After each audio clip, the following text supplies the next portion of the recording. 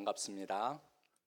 여러분들을 오늘 새롭게 만나니 반갑습니다. 우리들에게 시간은 늘 연장이 되는 것 같지만 날마다 실은 새로운 시간입니다. 그래서 오늘 여러분들과 저는 새롭게 만나고 있는 것입니다. 요즘 안티에이징 제품이라고 여러분 노화 방지 제품들이 불티나게 팔리고 있지 않습니까? 한 살이라도 젊어 보이시려고 또 가급적 노화를 멀리 하고 싶어서 이런 제품들이 불티나게 팔리고 있습니다. 안티에이징이란 노화를 늦추거나 방지하여 젊음을 유지하려고 하는 기술을 이용하여서 피부 노화를 막는 화장품이나 시술을 말하기도 하고, 또 넓게는 건강관리나 식단을 조절하고 뇌 자극 등을 이용하여서 신체 전반의 노화를 늦추는 행위를 가리켜서 그 전반적인 모든 활동들을 가리켜서 안티에이징이라고 이야기를 합니다. 그래서 안티에이징을 다른 말로 이야기하면은 헬스 에이징이라고도 합니다. 한마디로 건강하게 늙어가기입니다. 그런데 우리 영혼에도 안티에이징이 가능할까요? 영혼의 안티에이징, 이런 표현을 쓰시는 분들이 있습니다. 영혼의 노화 방지라는 말은 긍정적인 태도와 내면의 평화를 통해서 삶의 만족감을 높이고 나아가 신체적인 건강까지 긍정적인 영향을 미치는 측면에서 영혼의 안티에이징이라고 하는 말을 쓰기도 합니다.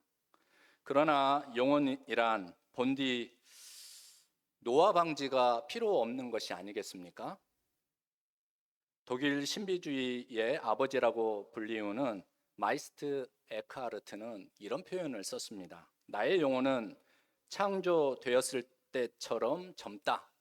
아직도 여전히 젊다. 너희는 알라. 영혼이 오늘보다 내일 더 젊다고 하더라도 나를 이상하게 생각하지 말라. 우리 영혼은 깨어남으로 인하여서 성장하였으면 했지 결코 자연적인 몸과 함께 늙어가는 법이 없습니다. 그래서 영혼 안에서의 새로운 시작은 복음이 말하는 사람, 새로운 피조물이 된다라는 것입니다. 오늘 본문이 속한 시편 71편 말씀은 부제가 붙습니다. 내가 늙어 백수가 되어도, 내가 늙어 백발이 되어도 라고 하는 제목을 붙여도 좋을 노년의 도우심을 비는 기도가 오늘 시편 71편 말씀에 소개가 되고 있습니다. 사람이 절대 피할 수 없는 것이 있습니다. 그것은 세월입니다. 세월 앞에 장사가 없다라는 말들을 하시지 않습니까? 세월이 흐르면 점점 홀로 남게 되고 연약해지고 두려움이 커져가게 되어 있습니다. 가장 큰 연약함과 쇠약함에 직면하게 되는 때가 바로 세월이 흘러 노년이 되는 때입니다. 그래서 칼 라너라고 하는 신학자는 이러한 노년의 상태와 의미에 대하여 성찰하면서 이렇게 말씀하셨습니다. 신체적 고통과 영혼의 혼란스러움과 우울은 우리를 전복시킬 수 있다. 우리를 뒤집어 엎을 수가 있다라고 성찰하였습니다. 그래서 마르티 목사님이라는 분은 이러한 표현을 썼습니다. 노년에 육체의 그리고 정신의 쇠약함에 끊임없이 집착하게 되는 경우 그는 결국 어떤 본질을 놓치고 사는 것과 같다라고 이렇게 말씀을 하셨습니다. 시편 71편의 시인은 지금 정신적으로 매우 지치고 또 몸이 매우 쇠약한 상태인 것을 우리는 말씀을 통해서 알 수가 있습니다. 그의 모습은 7절에 사람들의 눈에 이상한 징조같이 보였고, 또 11절 말씀에 원수들이 다양한 위협들로부터 그의 영혼을 호시탐탐 엿보고 있다라고 이렇게 고백을 했습니다. 이는 좋은 일이 하나라도 있는 것이 오히려 이상할 정도로 세상에서 가장 불행한 사람처럼 시편 71편의 시인은 그렇게 자기의 모습을 그리고 있는 것입니다. 하지만 이 시인은 가장 연약하고 쇠약한 그때 그의 영혼이 하나님 안에서 깨어 있으므로 새로워지고 쇠퇴를 넘어서 끝을 넘어서 늙어도 여전히 결실하며 진액이 풍족하고 빛이 청청한 나무처럼 강하고 힘찬 기도를 하나님께 올리고 있습니다. 성도 여러분, 우리의 영혼은 어떻습니까? 우리의 영혼도 연약해지고 쇠약해지면서 같이 연약해지고 쇠약해져 가고 있는 것은 아닙니까? 아니면 오늘 본문의 시인처럼 더욱 하나님과의 관계에서 굳건해지고 생명의 기운을 얻습니까? 여러분 모두 시간이 흘러 연약해지고 쇠약해질지라도 하나님의 집에 심겨진 의의 나무처럼 늙어도 여전히 결실하며 진액이 풍족하고 빛이 청청한 인생이 되시기를 바랍니다. 그렇다면 연약해지고 쇠약해질 때 이 시인은 어떻게 하였습니까? 우리 모두 이 시인의 고백처럼 또 믿음의 선조들 발자취처럼 그 발자취와 고백을 따라갈 때 은총의 기쁨과 삶의 기쁨을 누리실 수가 있습니다. 첫째, 시인은 그의 인생이 연약함과 쇠약함 가운데 사로잡혀 있을 때 가장 먼저 한 일은 주님께 피하는 일이었습니다. 우리 다시 1절의 말씀을 함께 읽어 보시겠습니다. 여호와여, 내가 주께 피하오니 내가 영영이 수치를 당하게 하지 마소서. 사람은 연약함과 쇠약함이 올 것으로 예상하기에 자신이 준비할 수 있는 모든 것을 잘 준비하는 일은 지혜로운 일입니다. 하지만 대체로 그것은 다만 육체에 관한 준비, 이 준비와 상관이 있을 것입니다. 달리 말하자면 출생과 성장과 쇠퇴와 소멸이라는 생물학적 사이클에서 수명이 어떻게 하면 길어지게 할까? 또 불편함과 고통을 어떻게 하면 줄일 수 있을까? 이러한 하나의 방편만을 준비해 가는 것이 대체로 사람들의 그러한 준비입니다. 그런데 사도 바울은 다른 차원에서 이러한 생물학적 방향을 향하여 걸어 나갈 때 만나게 되는 연약함과 쇠약함으로 인하여 더 이상 낙심하지 말고 속 사람의 성장에 대하여 관심을 가지라고 말씀해 주고 계십니다. 고린도후서 4장 16절 말씀은 이렇게 말씀합니다. 다시 우리 다 함께 이 말씀을 함께 읽어보시도록 하겠습니다. 그러므로 우리가 낙심하지 아니하노니 우리의 겉사람은 낡아지나 우리의 속사람은 날로 새로워지도다. 사람이 주님께 피하는 일은 주님을 의지하고 생명을 의탁하는 다른 차원의 일입니다. 그 일에는 기력이 소모되고 힘을 잃어버린 겉사람이 내면으로부터 솟아나는 새로운 힘과 능력과 그리고 미래에 대한 비전을 갖게 하는 생명의 역사가 있습니다. 그리고 쇠퇴하는 과정에서 새로워지는 특별한 은총이 있습니다. 이것은 욕망과 좌절, 실패와 절망이라고 하는 인생의 연약함과 쇠약함이 가져다주는 모든 수치들을 극복하게 만든다라는 것이죠.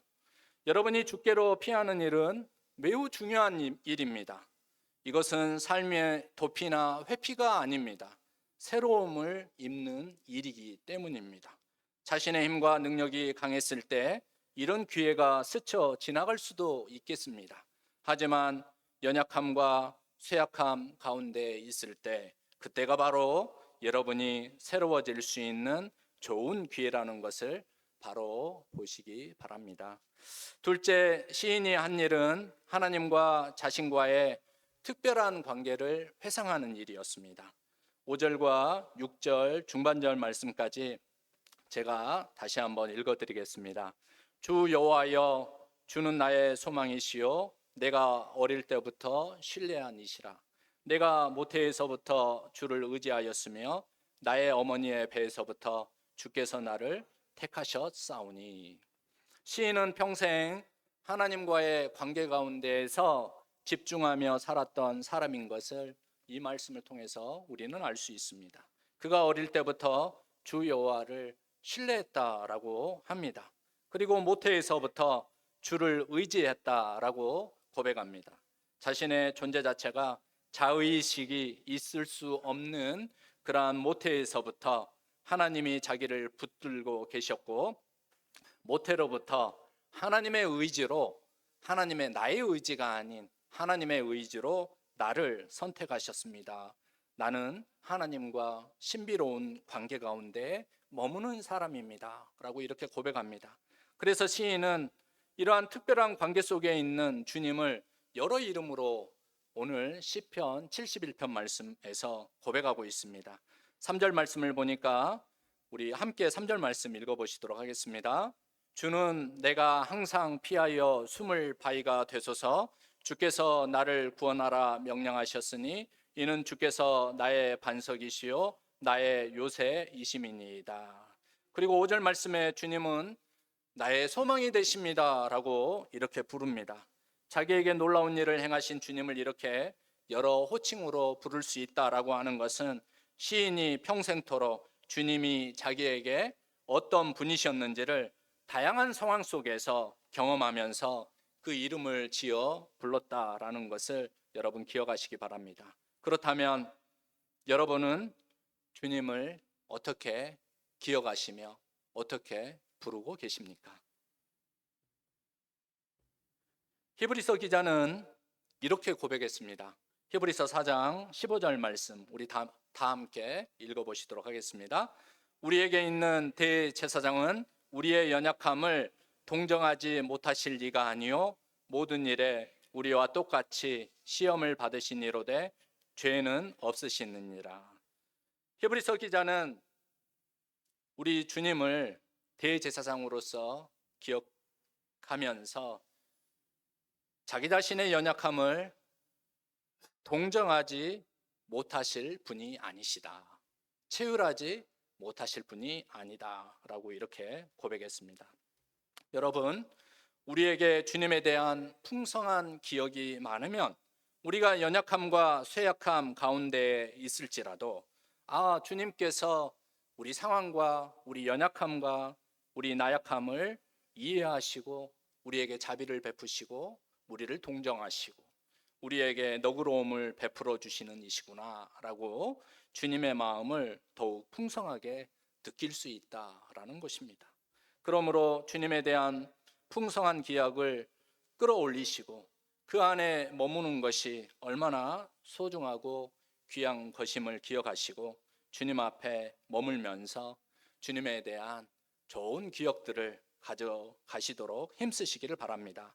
그러면 그때마다 주님은 여러분의 깊은 기억의 우물에서 생수와 같은 기쁨을 끌어올려 주셔서 연약함과 쇠약함에서 일어나는 모든 갈증들과 그리고 두려움과 염려들을 해결해 주십니다. 셋째, 시인은 그의 연약함과 그의 쇠약함 가운데에서 한 일은 주님을 항상 찬송하겠다라고 결심한 일이었습니다. 6절 하반절 말씀입니다. 나는 항상 주를 찬송하리이다.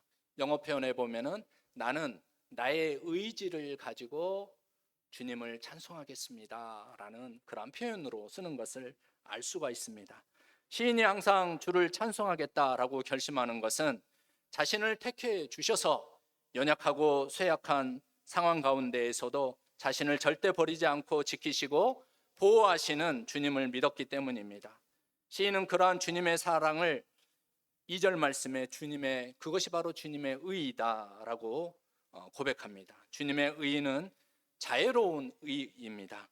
바로 인의입니다. 시인의 삶은 성함과 쇠함에 심한, 곧 부침이 심한, 반복적으로 부침이 일어나는 그러한 상황이었습니다. 가장 좋을 때도 있었고 가장 험난할 때도 있었는데, 좋을 때와 험난할 때가 계속해서 반복적으로 지속되는 그의 상황이었음을 이야기하고 있습니다. 그때마다 주님은 그를 인의로, 자비로움과 넉넉함으로 그를 감싸 안아주셨다, 그를 끌어올려 주셨다, 그에게 회복의 은총을 베풀어 주셨다라고 고백합니다.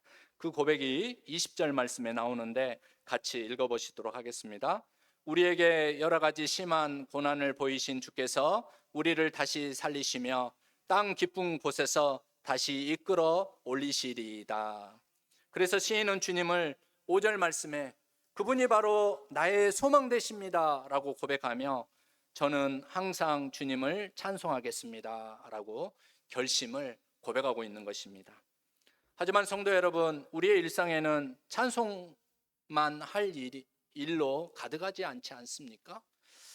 수많은 문제가 코앞에 있습니다. 그러한 문제들은 우리의 연약함과 쇠약함의 한복판에 우리 자신을 붙들어 맵니다.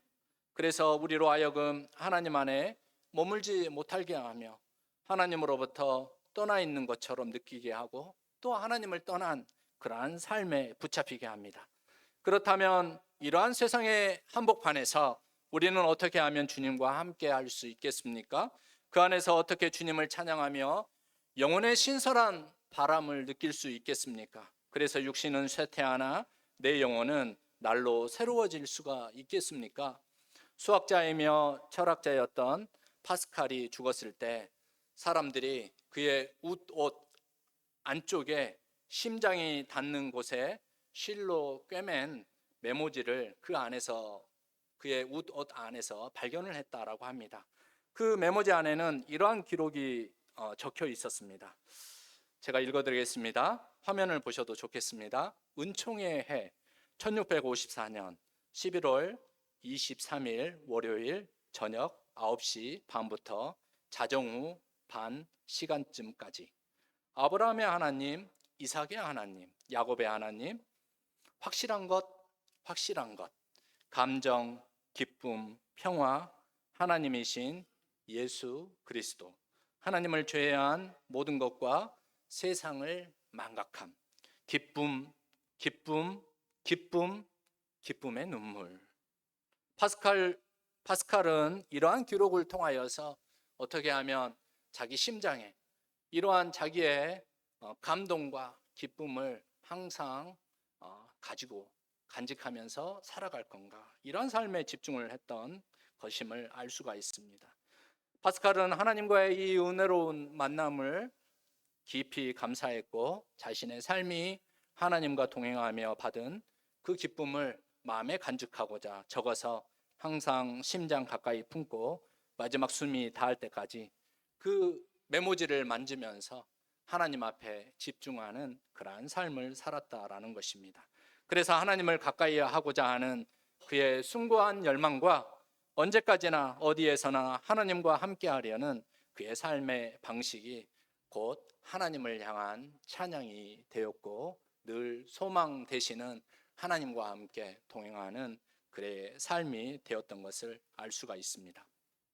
성도 여러분, 이 파스칼의 좋은 예를 생각하며 이번 한 주간 우리 각자에게 주신 하나님의 은총을 여러분 한 단어로 적어보시고, 또 한 단어를 또 마음에 깊이 담아서 그 단어를 여러분 시간이 되는 대로 그 단어를 계속해서 한번 묵상해 보시고 또 입으로 고백해 보시기 바랍니다. 한 예로 소망이다 라고 하면 아침에 일어나실 때 다른 이야기 하시지 마시고 내 기분이 어때? 라고 이렇게 표현하지 마시고 소망, 또 잠자실 때에도 이 단어로 소망, 밥을 먹고 나서도 소망, 그리고 누구를 만나기 전에도 소망, 그리고 어떤 일을 할 때에도 소망, 이렇게 이 단어를 한번 읊조려 보시기를 바랍니다. 그리고 반복적으로 이러한 일들을 계속해 보시기 바랍니다.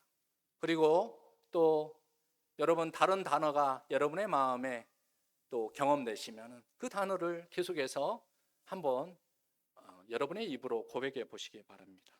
또한 여러분 하루 일과 중에 새로운 일을 시작하기 전에 여러분의 손가락으로 십자가를 크게 그리고 싶으시면 크게 그려보시고, 또 부끄러워서 작게 그리고 싶으시면은 여러분 작게, 티나지 않게 여러분 하루 일과 중에 어떤 새로운 계기들이나 또 어떤 새로운 삶을, 새로운 만남을 시작하시거나 새로운 마음을 갖고자 원하실 때 그려 보시기를 바랍니다. 초기 교회에는 물론 이 전통은 오늘날 천주교가 가지고 갔지만 성호경이라고 하는 그러한 몸으로 하는 신앙 고백이 있었습니다. 오늘날에도 천주교회에는 성부와 성자와 성령의 이름으로 하고 이렇게 성호경을 긋지 않습니까? 그런데 이건 이제 우리 기독교에서는 가져오지 못했지만 오늘날 전통적으로 전통적으로 우리는 십자가를 손으로 그릴 수 있을 것 같습니다. 여러분 기억나시지 않습니까? 어느 어머니가 밥을 짓고 나서 사랑하는 자녀들에게, 가족들에게 하나님의 은혜로 이 밥을 나누기를 원합니다 라고 했을 때 어떻게 하셨습니까? 주걱을 가지고 밥을 뜨기 전에 십자가를 밥을 뜨기 전에 그렸다고 하지 않습니까? 이런 것처럼 우리의 몸으로 하는 신앙 고백이 있어야 합니다. 신앙은 정신의 영역이 아닙니다. 우리의 몸으로 표현할 수 있는 어떠한 표현을 가지고 여러분 하나님을 기억하고 있다라고 하는 것을 의식적으로 표현을 하는 것은 매우 중요하고, 여러분이 하나님과 함께 동행하며 하나님과 함께하는 삶 가운데에서 여러분의 삶을 붙잡아 줄 수 있습니다. 또한 한 가지 일을 더 제안드리고 싶습니다. 여러분 한 가지 일을 하거나 또 여러 가지 일을 하거나 너무 바빠가지고 여러분 마음을 이렇게 못 붙잡을 때가 있습니다. 그런데 이럴 때일수록 꼭 해야 하는 것이 있습니다. 뭐냐 하면 스타티오 훈련이라는 것이 있습니다. 그러니까 스타티오라고 하는 것은 자기가 머무른 자리라는 그런 의미인데, 자기가 머문 자리에서 한 가지 일 혹은 어떠한 일을 마치고 나서 혹은 어떠한 일을 시작할 때 30초 혹은 그 가능한 시간 동안에 내가 주님 안에서 이 일을 어떻게 하고 있나, 내가 주님 안에서 이 사람을 어떻게 만났는가 하고 되새겨보는 스타티오 훈련을 여러분 해보시기를 바랍니다. 하나님을 향한 깊은 믿음이라는 것은 우리의 정신의 영역으로 되는 게 아니라는 것입니다. 여러분의 몸으로 훈련하시고 여러분의 삶의 자리에서 하나님과 깊은 만남, 하나님과 오래 머무를 수 있는 그 만남으로 들어갈 수 있는 훈련을 할 때 여러분의 삶이 그리고 여러분의 몸이 연약해지고 여러분의 정신이 쇠약해질지라도 여러분은 깊은 믿음 가운데 붙잡힐 수가 있습니다. 하지만 여러분 기억하시기 바랍니다. 깊은 믿음이라고 하는 것은 쿤드제라고 하는 분이 이러한 말씀을 했습니다. 그 효과가 드러나기 오래전부터 간직하고 훈련하지 않으면 아무 소용이 없습니다. 이러한 믿음은 죽음이라고 하는 가장 심각한 공포와 두려움에 맞서 간단하게 먹을 수 있는 진정제가 아니라고 했습니다. 믿음을 진정제처럼 여겨서는 안 된다라는 것입니다. 믿음을 치료약 정도로 여겨서는 안 된다라는 것입니다. 깊은 믿음이라고 하는 것은 하나님과의 관계 가운데에서 뿌리 내리는 것입니다. 우리에게 필요한 것이 깊은 믿음입니다. 이러한 믿음 가운데 우리는 하나님과 함께 동행하는 삶, 연약해지고 쇠약해질 때에도 하나님께로 피하여 소망을 얻을 수 있는 힘과 능력을 우리에게 가져다 준다라는 것입니다. 사랑하는 성도 여러분, 그러므로 연약해지고 쇠약해질수록 더욱 주님 앞으로 나아가시기를 바랍니다. 연약해지고 쇠약해질 때 그것에 집착하는 사람은 하나님이 주시는 은총의 본질에서 떠나 있는 것입니다. 할 수 있는 대로 최대로 주님을 기억하고 주님의 이름을 자주 부르시고 주님을 향한 사랑을 한마디로 고백하시기 바랍니다. 그리고 자신의 모든 삶이 하나님을 향한 영원한 찬송이 되게 하십시오. 그러면 주님께서 연약함과 쇠약함의 한복판에 서 있는 여러분의 영혼을 새롭게 하시고 성장시키셔서 모든 연약함과 쇠약함을 이기게 하시고 하나님 찬양의 자리에 여러분을 머물게 하십니다. 주님의 어지신 얼굴이 여러분의 굽어있는 어두워진 마음과 여러분의 삶과 얼굴을 밝히시기를 주님의 이름으로 축복합니다. 다 함께 기도합니다. 자비로우신 하나님, 우리의 겉사람은 낡아져도 속사람은 날마다 새로워지게 하시니 감사합니다. 우리의 인생에 연약함과 쇠약함이 찾아올 때 주님, 도피하거나 회피하지 말게 하시고 주님께 피하게 하시고 주님과의 관계를 기억하며 언제나 찬송하는 자녀가 되게 하여 주옵소서. 우리의 영혼을 날마다 새롭게 하셔서 은총의 기쁨, 삶의 기쁨을 잃지 않게 하여 주옵소서. 예수님의 이름으로 기도합니다. 아멘. 다 함께 찬송가 488장으로 하나님께 찬양 드리겠습니다. 마지막 절에 하나님 앞에 봉헌 예물을 드리도록 하겠습니다.